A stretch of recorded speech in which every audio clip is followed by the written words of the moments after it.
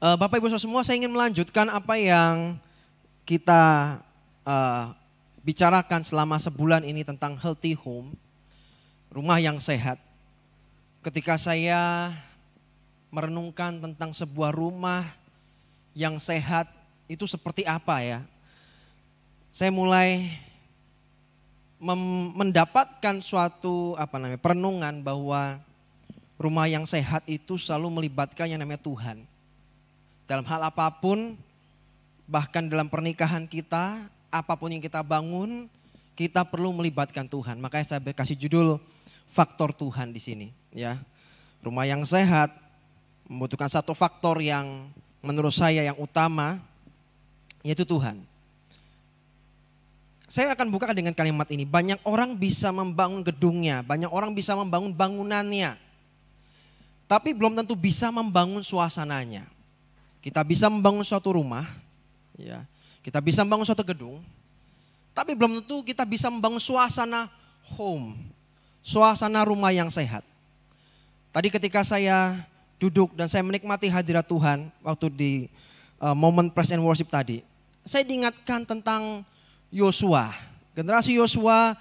Kalau Bapak Ibu baca di Alkitab baik-baik, waktu masih ada Yosua, bangsa Israel begitu sungguh-sungguh dengan Tuhan. Mereka mencari wajah Tuhan pada waktu zaman Yosua. Juga ketika Yosua meninggal, dilanjutkan oleh para tua-tua yang waktu itu ikut Yosua waktu itu. Dan bangsa Israel waktu itu masih mencari Tuhan. Tapi setelah para tua-tua ini mati, bangsa Israel, kalau Anda baca baik-baik, mereka bukan menyembah Allah yang hidup. Mereka mencoba mencari ilah-ilah lain. Mereka mencari dan menyembah ilah-ilah lain. When? Kapan itu? Ada satu generasi yang terputus.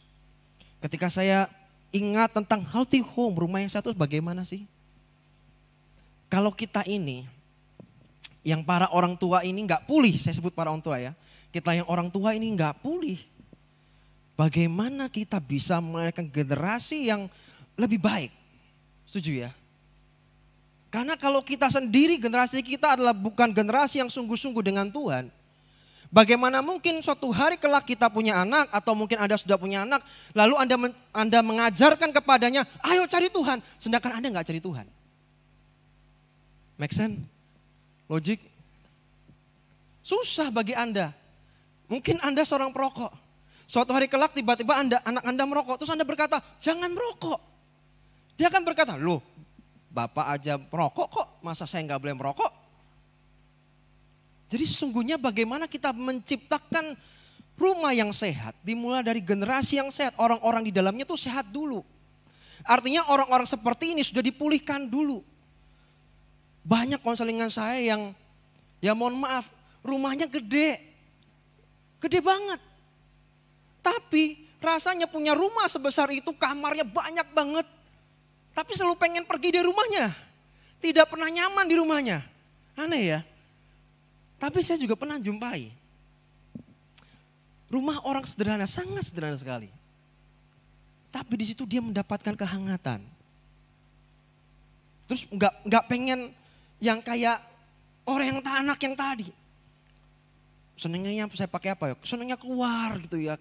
Nggak betah di rumah. Tapi ini stay di rumah. Bukan karena mungkin finance-nya nggak kuat sih. Nggak kayak si anak ini. Bukan itu. Tapi menurut saya orang tuanya berhasil menciptakan suasana rumah di sana. Dan anaknya stay di situ. Jadi banyak orang bisa membangun bangunannya. Tapi belum tuh bisa menciptakan yang namanya suasananya. Rumah bisa sehat. Karena diisi juga orang-orang yang juga sehat. Bagaimana kita bisa sehat? Gak ada cara lain. Kita harus minta pertolongan Tuhan. Kita harus minta Tuhan. Kalau ada sesuatu yang gak beres, minta Tuhan pulihkan kita. Kalau enggak anak-anak kita ntar yang kena. Keturunan generasi di bawah kita itu yang kena. Gitu loh. Korea Selatan. Menurut saya pernah mengagumi negara ini. Negara yang zaman itu ketika mereka mengadakan doa pagi. Anda kalau lihat di YouTube dan yang lain. Begitu mereka berkerumun dan mereka berdoa bersama. Wow, itu keren. Tapi kalau Anda lihat hari ini. Gereja yang dulu paling besar di sana. Sekarang youth-nya habis. Anak mudanya habis. Lalu ada pertanyaan, mengapa? Makanya hari ini saya ingin memberitakan kabar baik ini. Bahwa kita butuh Tuhan. Menceritakan kebaikan Tuhan. Jadi saksinya Tuhan. Diceritakan kepada keturunan kita terus menerus. Generasi terus menerus sampai ke bawah. Tujuannya apa sih? Untuk sebuah membangun rumah yang sehat. Kemudian banyak orang sekedar juga ini. Kenapa pernikahan juga butuh Tuhan? Banyak orang sekedar sibuk mempersiapkan pernikahannya. Tetapi kurang mempersiapkan bagaimana mengisi hari-hari setelah menikah dan cara membangun pernikahan. Banyak orang sibuknya dengan resepsinya. Tapi nggak sibuk untuk bagaimana saya belajar kalau saya sudah menikah. Lalu cara mengisinya, cara membangun pernikahan yang benar itu seperti apa? Ya. Tidak heran yang fokusnya hanya sebuah pesta dan resepsi akan berakhir dengan sumur jagung kebanyakan. Karena mereka, saya ingatlah satu kali ada seorang baru pacaran sebulan. Berkata apa? Saya pengen nikah. Waduh, bagi saya itu menyeramkan. Anda baru kenal sebulan, terus Anda pengen menikah. Belum kenal aja belum. Ya, backgroundnya aja Anda belum tentu tahu. Sebulan pengen menikah. Saya nggak mau dengan dia. Saya nggak mau tahu, saya mau menikah sekarang. Pertanyaan saya sederhana. Pernikahan yang kamu mau bangun ini, Anda mau bangun berapa lama? Seumur hidup atau seumur jagung? Kalau seumur hidup, ayo persiapkan dengan sungguh-sungguh. Tidak segampang itu. Cuma jangan sibuk mempersiapkan pernikahannya. Anda perlu melibatkan Tuhan di sana. Kenapa kok orang harus konseling dulu? Konseling itu bagian dari kita tuh mempersiapkan diri untuk membangun pernikahan yang baik dan benar. Supaya anak cucu kita diberkati Tuhan, kan gitu kan? Tapi banyak orang untuk mau shortcut, ya. Udahlah yang penting cepet aja lah, ya. Udahlah gak usah Tuhan-Tuhanan, kalau perlu deh cepet aja mainnya. Tadi pagi saya habis ngeliat suatu video klip lagi balap sepeda. Yang satu pakai rute yang benar, yang satu mau shortcut. Yang terjadi apa? Lomba sepeda nih. Ternyata orang yang lomba sepeda ini yang mencoba shortcut, justru dia jadi paling akhir. Tadinya udah paling depan, hampir ke depan gitu. Dia coba shortcut, dia paling belakang akhirnya. Jadi menurut saya dalam kehidupan kita, bahkan dalam pernikahan kita membutuhkan Tuhan. Anda bisa membayangkan kalau Anda tidak melibatkan Tuhan dalam pernikahan Anda. Pertanyaan saya, ketika suami istri sedang ribut, berselisih paham, terus mau cari siapa? Ayo, kalau Anda berdua adalah anak-anak yang takut akan Tuhan, pasti pribadi yang pertama dicari adalah Tuhan di sana. Bukankah pernikahan itu adalah ide dari Tuhan? Kalau pernikahan itu adalah sebuah ide dari Tuhan, berarti Anda membutuhkan yang punya ide itu, yang menciptakan ide itu. Jadi kita perlu Tuhan. Mazmur pasal 127 ayat yang pertama. Saya suka ayat ini. Jikalau bukan Tuhan yang bangun rumah, sia-sialah usaha orang yang membangunnya. Jikalau bukan Tuhan yang mengawal kota, sia-sialah pengawal berjaga-jaga. Menurut saya ini cukup clear sekali. Kalau bukan Tuhan yang membangunnya, maka sia-sialah. Anda boleh sepinter apapun, Anda boleh punya skill model apapun, kalau tidak ada Tuhan di sana, Anda akan mentok. Suatu kali ada seorang yang menurut saya ini orang pinter banget lah.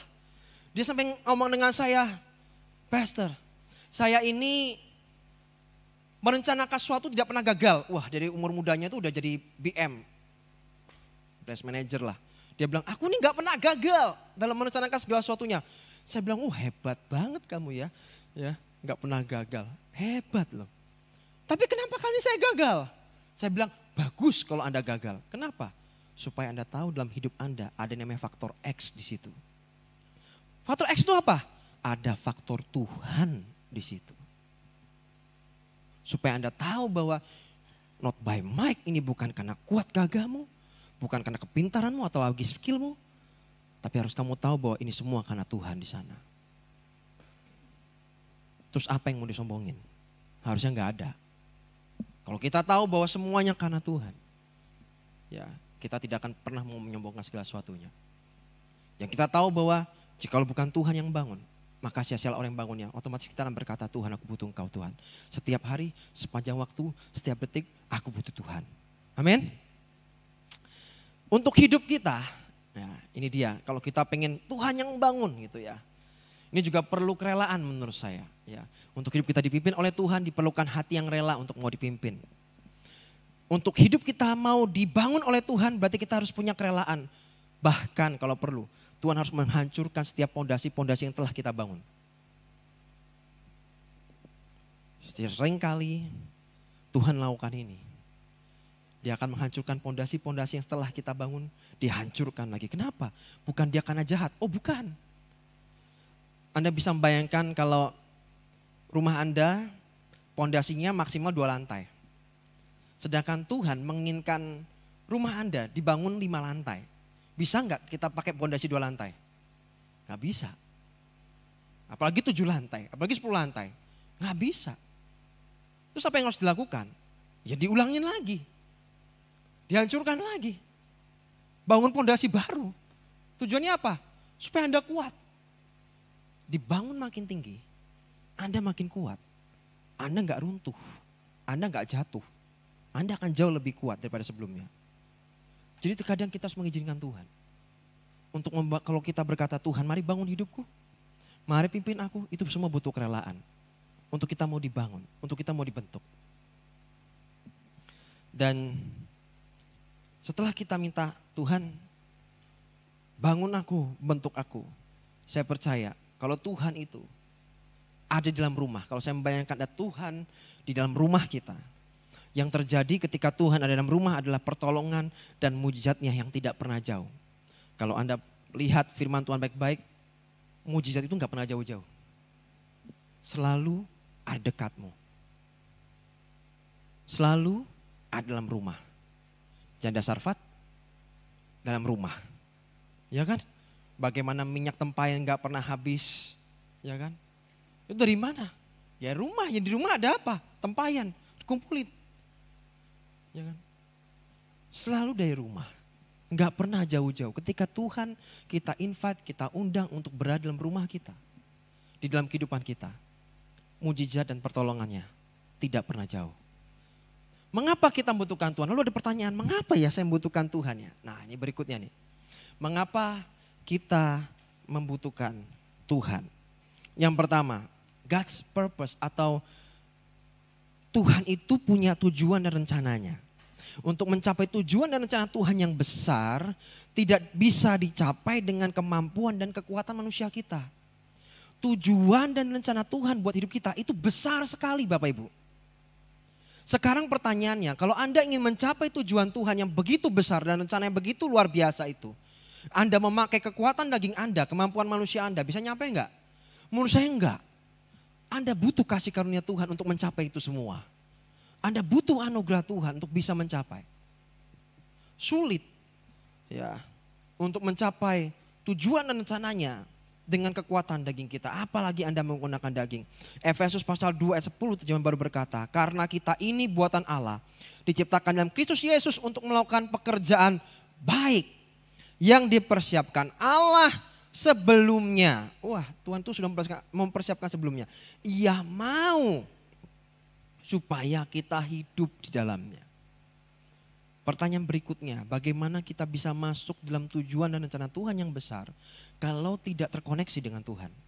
Kalau tidak terhubung dengan Tuhan? Terus gimana cara mencapai itu semua? Bagaimana kita bisa tahu tujuan Tuhan dan rencana Tuhan buat kehidupan kita apa? Berikut yang kedua, mengapa kita membutuhkan Tuhan? Karena manusia itu terbatas. Kita membutuhkan Tuhan yang tidak terbatas. Dalam kita membangun sesuatu, dalam apapun bisnis, karir, pelayanan, keluarga. Ya, menurut saya kita ini terbatas. Karena kita ini terbatas, otomatis kita membutuhkan Tuhan yang tidak terbatas.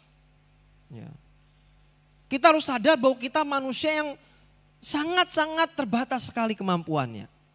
Yohanes pasal 3 ayat 27 terjemahan baru berkata, bagus sekali. Jawab Yohanes, tidak ada seorang pun yang dapat mengambil sesuatu bagi dirinya kalau tidak dikaruniakan kepadanya dari sorga. Anda boleh berusaha sekeras mungkin. Tapi firman Tuhan hanya berkata tidak ada seorang pun yang dapat mengambil sesuatu bagi dirinya. Kalau tidak dikaruniakan kepadanya dari sorga. Intinya siapa? Faktor Tuhan lagi. Anda boleh berusaha keras. Tapi kalau Anda tidak melibatkan Tuhan di sana, maka sia-sialah Anda membangun itu semuanya. Mengapa kita membutuhkan Tuhan? Berikutnya, karena Tuhan sanggup menolong dan mengubah keadaan hidup kita. Apapun yang Bapak, Ibu, Saudara sedang hadapi. Percaya Tuhan sanggup menolong Anda. Sanggup mengubah kondisi kehidupan Anda. Tuhan itu masih punya power, kuasanya ajaib dan luar biasa. Yesaya pasal 43 ayat 18-19 berkata, firman-Nya janganlah ingat-ingat hal-hal yang dahulu dan janganlah perhatikan hal-hal yang dari zaman purbakala. 19 dikatakan, lihat aku hendak membuat sesuatu yang baru yang sekarang sudah tumbuh, belumkah kamu mengetahuinya? Ya, aku hendak membuat jalan di padang gurun dan sungai-sungai di padang belantara. Anda bisa membayangkan Tuhan akan membuat jalan di padang gurun. Anda mungkin sedang berada di padang gurun hari-hari ini. Anda sedang mengalami situasi-situasi yang tidak mudah. Tuhan sanggup membuat jalan sekalipun itu di padang gurun. Tuhan sanggup buat jalan di sana. Walaupun di hutan belantara sekalipun, Tuhan sanggup membuat sungai-sungai kehidupan. Anda akan tetap hidup besok tahun 2023. Apapun yang terjadi, orang berkata resesi lah, apalah, gelap lah, apapun. Percaya Tuhan sanggup membuat jalan di padang gurun. Tuhan sanggup membuat sungai-sungai di hutan belantara. Amin. Jadi apapun kalau Anda dengar hari ini, percayalah kebenaran selalu ada di atas realita kita. Kebenaran selalu ada di atas kenyataan-kenyataan hidup kita. Kemudian, ya, saya punya gambar event versus realita. Nah, kalau kita bicara soal gereja hari-hari ini, Anda pengen jadi gereja yang seperti apa? Event itu seperti apa sih? Event itu seperti kayak mengentertain, ya enggak sih? Wah tadi keren lu misalnya, praise and worship-nya. Wah tadi firman-nya bagus lu. Entertain. Versus daily. Daily itu apa sih? Yang rutin. Kenapa Anda sisi? Supaya Anda terbangun. Saat teduh Anda, itu kan perlu dibangun tiap pagi. Di sana perlu sesuatu yang dibangun secara rutin. Bagi saya yang rutin, yang daily lebih penting. Gitu loh. Beneran. Karena kebiasaan yang daily, yang rutin itu akan menentukan ke depan kita akan jadi seperti apa. Anda setuju kan ini? Iya dong. Yang daily, yang rutin akan menentukan ke depan akan jadi seperti apa. Yuk kita buka sama-sama di 1 Korintus sekarang. 1 Korintus 6 ayat 19 yang baru. Atau tidak tahukah kamu bahwa tubuhmu adalah bait Roh Kudus yang diam di dalam kamu. Roh Kudus yang kamu peroleh dari Allah. Dan bahwa kamu bukan milik kamu sendiri. Maka kita tadi nyanyi ya. Sebab aku ini milikmu. Ya. Sebab kamu telah dibeli dan harganya telah lunas dibayar. Karena itu muliakanlah Allah dengan tubuhmu. Tubuh kita ini juga rumah. Jangan dibiarkan berantakan dan kacau. Kalau kita ini menginginkan juga, kita ini percaya dengan firman ini bahwa tubuh kita adalah bait Allah. Merupakan rumah Tuhan. Berarti kita akan jaga. Kita tidak akan membiarkan yang di dalam ini kering. Setuju dengan ini? Ya. Kita tidak akan membiarkan ini kering. Kita akan terus bagaimana caranya kalau sesuatu yang gak beres segera diberesin kan gitu ya. Segera cari Tuhan dan yang lain. Jangan dibiarkan kering. Kebanyakan orang udah kering dulu, benar-benar udah desperate, baru cari Tuhan. Kenapa harus desperate dulu, harus depresi dulu, frustasi dulu baru cari Tuhan? Kenapa dalam kondisi yang baik-baik aja gak cari Tuhan?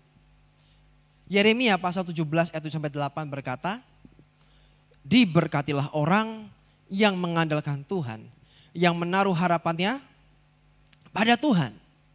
Ia akan seperti pohon yang ditanam di tepi air yang merambatkan akar-akarnya ke tepi batang air dan yang tidak mengalami panas terik. Yang daunnya tetap hijau, yang tidak khawatir dalam tahun kering dan yang tidak berhenti menghasilkan buah. Ayat ini ketika tadi pagi saya baca itu, ini menarik ya, bagi saya ini memberkati saya. Walaupun panas terik, dia tetap menghasilkan buah. Wih, keren. Yang lain boleh kering, tapi orang-orang yang mengandalkan Tuhan, dia akan tetap menghasilkan buah. Kata mengandalkan Tuhan, di situ dalam bahasa Ibrani adalah kata batats di sana. Yang artinya lebih confident, lebih yakin, lebih merasa aman, lebih percaya, dan lebih mempercayakan dirinya sepenuhnya kepada Tuhan. Jadi ketika kita mengandalkan Tuhan, bukankah firman Tuhan katakan jikalau Tuhan di pihak Anda, siapa yang jadi lawan Anda? Harusnya itu menjadi confident, kita lebih percaya diri. Tuhan menyertai saya, Tuhan sudah mengurapi saya, Tuhan sudah memberkati saya, seharusnya Anda jadi orang-orang yang lebih confident. Di marketplace, di pekerjaan, di bisnis harus membuat Anda lebih confident. Kenapa? Karena Anda nggak jalan sendirian. Anda berjalan karena Anda mengandalkan Tuhan di sana. Dan juga mengekspresikan perasaan tenang. Wah, ini kata mengandalkan Tuhan ya. Mengekspresikan perasaan tenang dan aman. Karena berserah sepenuhnya kepada Tuhan. Ingat, berserah dan pasrah itu dua hal yang berbeda. Pasrah itu pokoknya, pasrah itu cenderung enggak tanggung jawab. Sudahlah, saya pasrah aja. Udah mau ngapain juga pasrah. Menurut saya itu agak kurang bertanggung jawab. Tapi berserah itu agak berbeda Bapak Ibu. Berserah itu artinya kita percaya sepenuhnya kepada Tuhan. Dan apa yang menjadi bagian kita kerjakan. Pasrah itu ya sudah. Ya udah emang saya begini. Ya udahlah gitu. Ya udah. Ya. Mengandalkan Tuhan itu apa sih? Belajar untuk sepenuhnya percaya dengan mempercayakan diri kita kepada pemeliharaan Tuhan dan juga kebenaran firman Tuhan. Menarik. Ya, mengandalkan Tuhan itu artinya belajar untuk sepenuhnya percaya dengan mempercayakan diri kita kepada pemeliharaan Tuhan dan juga kebenaran firman Tuhan. Suatu kali saya mendengarkan Pastor Stephen Furtick berkata, Tuhan tidak begitu peduli tentang apa rencana kita. Tetapi dia begitu peduli akan janjinya untuk setiap kehidupan kita. Anda boleh punya plan. Ya, tapi percayalah dia lebih peduli dengan janjinya untuk Anda. Kenapa kita harus membangun saat teduh? Kenapa kita harus membaca firman Tuhan setiap hari? Kenapa kita harus membangun hubungan dengan Tuhan? Anda tahu kenapa? Dengan Anda membaca firman Tuhan di situ, Anda akan mendapatkan janji Tuhan yang spesifik, khusus untuk Anda secara pribadi. Bukankah kebenaran yang Anda ketahui akan memerdekakan? Berarti kalau kebenaran itu tidak Anda ketahui, belum tentu bisa memerdekakan Anda. Sampai Anda mengetahui kebenaran itu, baru bisa memerdekakan. Karena janji Tuhan jauh lebih besar dan berkuasa daripada segala rencana manusia kita. Jadi Tuhan itu sebetulnya Anda boleh merencanakan apapun itu. Tapi dia lebih peduli akan janjinya kepada Anda. Ya, saya ingin bagian sedikit aja. Ini ayat yang diberikan Tuhan ketika saya baru bertobat. Saya barusan lahir baru. Sampai hari ini saya pegang ayat ini baik-baik. 1 Korintus pasal 1 ayat 26-29. Ingat saja saudara-saudara bagaimana keadaan kamu ketika kamu dipanggil. Menurut ukuran manusia tidak banyak orang bijak.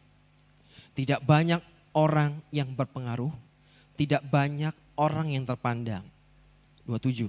Tetapi apa yang bodoh bagi dunia dipilih Allah untuk memalukan orang-orang yang berhikmat. Dan apa yang lemah bagi dunia dipilih Allah untuk memalukan apa yang kuat. Dan apa yang tidak terpandang dan yang hina bagi dunia dipilih Allah untuk meniadakan apa yang berarti. 29 closingnya bagus sekali. Supaya jangan ada seorang manusia pun yang memegahkan diri di hadapan Allah. Ketika saya dapat ayat ini, waktu itu kondisi saya berbeda jauh daripada sekarang. Kebalikan semuanya. Ya, benar-benar kebalikan semuanya dalam segi apapun itu benar-benar Kebalikan, apa yang terjadi saat ini itu kebalikannya dulu tuh kayak gitu. Ya. Gak terpandang, gak ada artinya merasa hidup, gak ada artinya, gak punya purpose, gak punya tujuan. Bodoh. Tapi firman Tuhan katakan, janjinya berkata, apa yang bodoh dipilih Allah untuk melakukan yang berhikmat. Dan betul memang ketika saya memimpin sebuah komsel waktu itu, yang Tuhan percayakan, orang yang saya pimpin bukan orang-orang yang biasa. Mereka jauh lebih smart, lebih pintar daripada saya. Jauh lah, jauh. Saya ini terbatas sekali. Di situ saya melihat, sepanjang tahun saya ikut Tuhan, tahun demi tahun, saya makin melihat janjinya semakin nyata. Makanya saya dorong kepada Bapak Ibu saya semua, ayo cari Tuhan sungguh-sungguh. Tuhan sanggup menolong Anda. Tuhan sanggup mengubah hidup Anda. Faktor Tuhan itu menentukan. Dan dengan mengandalkan Tuhan akan membuat kita untuk terus terhubung dengan Tuhan. Dengan Anda mengandalkan Tuhan, kau berkata, Tuhan aku ini terbatas. Aku ini gak bisa apa-apa tanpa Tuhan. Bahkan di kitab Yohanes berkata, bukankah Yesus itulah pokok anggur dan kitalah carang-carangnya, ranting-rantingnya. Kalau kita tidak melekat, maka kita tidak dapat berbuat apa-apa. Di luar Tuhan kita tidak berbuat apa-apa. Kita tidak bisa menghasilkan buah di sana. Mengandalkan Tuhan, mau gak mau, akan terus membuat kita selalu terhubung dengan Tuhan. Akan membuat kita terus terkonek dengan Tuhan. Karena dengan hidup kita terus terhubung dengan Tuhan, maka manusia rohani kita juga akan menjadi terus akan bertambah kuat. Ingat, kita ini terdiri dari 3 bagian, ada roh, ada jiwa, ada tubuh. Jiwa berbicara soal pikiran, perasaan, dan kehendak. Jangan fokusnya cuma di jiwa aja, tapi ingat ada manusia roh di sana. Manusia roh bisa kuat kalau Anda terkoneksi dengan Tuhan. Anda akan terkoneksi dengan Tuhan. Dan ketika Anda terkoneksi dengan Tuhan, saya percaya hidup Anda akan berkemenangan. Amin. Bagaimana pertanyaan berikutnya? Bagaimana kita bisa terus terkoneksi dengan Tuhan? Klise, doa, firman Tuhan, pujian penyembahan. Ya kan? Ya gimana caranya bisa terhubung? Doa, firman Tuhan, pujian penyembahan. Itu bagian-bagian yang mungkin klise sekali sih. Ya memang seperti itu. Itu akan buat kita terkoneksi dengan Tuhan. Saya pun seringkali kalau mandi, bawa tab sambil dengerin. Dengerin apa? Dengan sermon. Ya dengan sermon apa kek gitu ya. Kalau pas bantu istri nyuci piring di rumah, ya sambil setel. Gitu. Saya sambil denger. Supaya apa sih? Ya connect aja. Saya nggak membiarkan waktu-waktu saya itu cuman ya sudahlah cuci piring gitu ya. Terus kosong, udah selesai. Enggak, saya bukan tipe begitu. Saya mau ketika saya do something, saya juga harus dapatkan sesuatu. Gitu. Saya terkonek. Mengandalkan Tuhan juga bukan berarti meniadakan usaha. Ya kemana ada seseorang konsultasi. Dan dia ngomong gimana caranya ya, dia lagi bergumul akan sesuatu. Lalu dia tanya, aku posisiku lagi nunggu kok. Ya saya bilang, ya mengandalkan Tuhan itu bukan berarti meniadakan usaha. Ya kan? Mengandalkan Tuhan bukan berarti kita jadi malas kan, enggak gitu. Mengandalkan Tuhan tidak sekedar menunggu atau pasif, melainkan kita aktif dengan melakukan apa yang menjadi bagian kita. Ya. Jadi enggak nunggu, tapi do something dong. Ini dreams, ini impian, turunin lagi jadi sebuah strategi dan langkah-langkah. Seperti Petrus yang disuruh keluar dan disuruh Yesus berjalan di atas air. Itu selama Petrus gak mau keluar dari kapal kan perahunya ya dia di situ terus. Gak akan terjadi apa-apa di sana. Sampai Petrus berani keluar. Dia melangkah keluar. Bagaimanapun seringkali kan yang dikhotbahkan Petrus karena kurang iman dan kurang percaya maka dia tenggelam. Tapi mereka lupa bahwa bagaimanapun Petrus pernah berjalan di atas air. Di mana apa? Berani melangkah. Ya. Berani melangkah dulu. Percaya bahwa Tuhan sudah melakukan bagiannya, kita juga lakukan bagian kita. Amin. Jangan cuma sekedar nunggu, tapi lakukan sesuatu buat Tuhan. Jadi saya berdoa, apa yang saya sampaikan menolong Anda semuanya. Saya closingan ini ya, ayat terakhir. Yakobus pasal 2 ayat 18 terakhir. Mungkin tim Press Emosi bisa maju ke depan. Yakobus pasal 2 ayat 18. Dikatakan, tetapi mungkin ada orang berkata, padamu ada iman dan padaku ada perbuatan. Aku akan menjawab dia, tunjukkanlah kepadaku imanmu itu tanpa perbuatan. Dan aku akan menunjukkan kepadamu imanku dan perbuatan-perbuatanku. Segala persiapan yang kita lakukan dan keberanian untuk melangkah adalah bentuk dari iman kita kepada Tuhan. Anda tidak melakukan persiapan apapun, Anda tidak berani melangkah, Anda akan terus di situ. Sampai Anda berani melangkah keluar. Itulah iman yang sesungguhnya. Dan pastinya harus keluar dari comfort zone. Oh ya pasti. Saya percaya Petrus pun gak mungkin dengan pedenya, wah saya akan jalan di atas air. Gak mungkin. Dia pasti juga ada rasa gentarnya. Iya kalau jalan beneran. Kalau tenggelam gimana ya? Gak mungkin gak muncul pikiran-pikiran itu. Setiap kali Tuhan menyuruh kita keluar dari zona nyaman kita. Itu perlu keberanian memang. Untuk berani melangkah. Dan mengandalkan Tuhan yang terakhir. Memiliki adalah artinya memiliki kerelaan dan bersedia untuk taat kepada kehendak dan rencananya. Tidak mungkin Anda mengandalkan Tuhan, tetapi Anda hidup semau Anda sendiri. Kalau Anda hidup mengandalkan Tuhan, berarti Anda siap sedia untuk taat kepada kehendak dan seluruh rencananya atas setiap hidup kita semuanya. Amin. Kita belajar taat. Artinya kita sudah melepaskan bahwa Tuhan, aku percaya, aku mengandalkan Engkau. Bukan kehendakku yang jadi, melainkan kehendakmu yang jadi atas setiap hidup